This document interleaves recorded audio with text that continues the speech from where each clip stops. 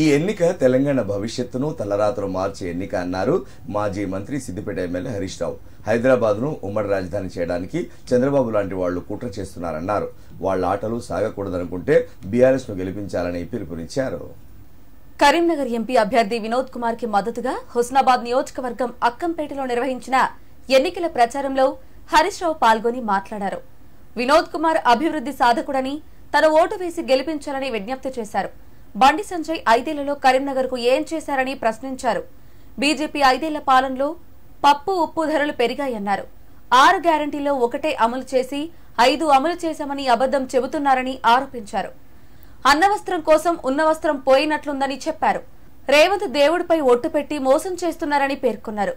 కాంగ్రెస్ వచ్చాక నిత్యావసర వస్తువుల ధరలు కొండెక్కాయి. మంచినీళ్లు వస్తలేవు, పింఛన్లు వస్తలేవు. కేసీఆర్ తెచ్చినవన్నీ తీసేస్తున్నారని అన్నారు.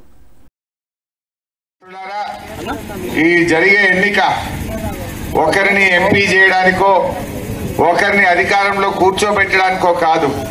ఇది తెలంగాణ భవిష్యత్తును, తెలంగాణ తలరాతల్ని మార్చే ఎన్నిక. ఇప్పుడే వినోదన్న చెప్పిండు, ఈ జూన్ వస్తే తెలంగాణ వచ్చి 10 ఏళ్ళు అవుతుంది. మరి 10 ఏళ్ళు అయ్యే సందర్భంగా ఆ రోజు పెద్దలు హైదరాబాద్ ను 10 ఏళ్ళు ఉమ్మడి క్యాపిటల్ గా పెట్టారు.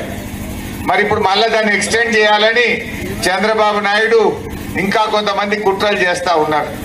మరి ఈ తెలంగాణ హైదరాబాద్ ఇక ఉమ్మడి క్యాపిటల్ కాదు, మాది, మా హక్కులు మాయి అని కొట్లాడాలంటే ఈ గులాబీ జెండా ఢిల్లీలో పార్లమెంట్ లో ఉండాలి. కాంగ్రెస్ వాళ్ళకు బీజేపీ వాళ్ళకి ఏముంటది, వాళ్ళకు రాజకీయ ప్రయోజనాలు ముఖ్యం. వాళ్ళకు రాష్ట్రం గురించి ఆలోచించేటోళ్ళు కాదు. వాళ్ళ కథ ఎంతసేపు ఓడ దాటేదాకా ఓడ మల్లప్ప, ఓడ దాటినాక బోడ మల్లప్ప కథ ఉంటుంది. మీరు చూడలేదా? కాంగ్రెస్ వాళ్ళు పోయినసారి ఎలక్షన్లల్లా ఇదే అక్కడపేట ఊర్లలోకి వచ్చి మీ చేతులల్లో మొక్కిర్రు, మీ కాళ్ళల్లో మొక్కిర్రు.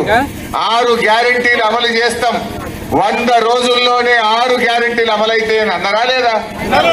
మరి 100 రోజులు పోయి ఇప్పుడు దాదాపు 150 రోజులైంది. వచ్చినాయా? 150 రోజులైనాయి. వచ్చినాయా? గద్దెనెక్కగానే మొదటి సంతకం రుణమాఫీ మీద అన్నారు, మొదటి సంతకం 6 గ్యారెంటీల మీద అన్నారు. ఎంత జూటా మాటలు మాట్లాడుతుండ్రు. 6 5 అయిపోయినాయి. రేవంత్ రెడ్డి, ఈ కాంగ్రెస్ నాయకులు, నేను అడుగుతున్న అక్క చెల్లెలను, 6 మొదటిది మహాలక్ష్మి. అక్క చెల్లెలకు 1వ తారీఖు నాడు బ్యాంకులల్లో 2500 వేస్తామన్నారు. పడ్డాయా ఎవరికన్నా? అక్కడ అన్న వస్త్రానికి పోతే ఉన్న వస్త్రం పోయిందట. వెనకటికి వాళ్ళు సామెత అన్నారు. ఇచ్చే 2000 ఎగ్గొట్టలే జనవరిలో.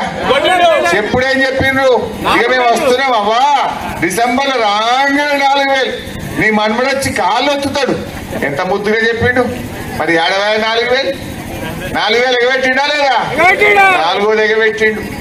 5వది మా విద్యార్థులకు 5 లక్షల భరోసా కార్డు అన్నాడు. నిరుద్యోగ యువతకు నెలకు 4,000 ఇస్తా అన్నాడు. వచ్చిందా తమ్మి?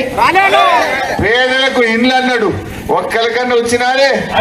మరి ఎన్ని అబద్ధాలు చెప్పిండ్రు. 100 రోజుల్లో అన్ని చేస్తామని బాండ్ పేపర్ మీద రాసిచ్చి ఓట్లేసి గద్దెనెక్కి 100 రోజులు దాటినా ఇవాళ ఒక్కటి కూడా ఇయ్యని కాంగ్రెస్ పార్టీకి శిక్ష పడాలన్నా వద్దా? మీరే చెప్పండి. ఈ మధ్య టీవీ పెడితే ఏం కనబడుతుంది? అయితే తిట్లు, లేకపోతే దేవుని మీద ఓట్లు.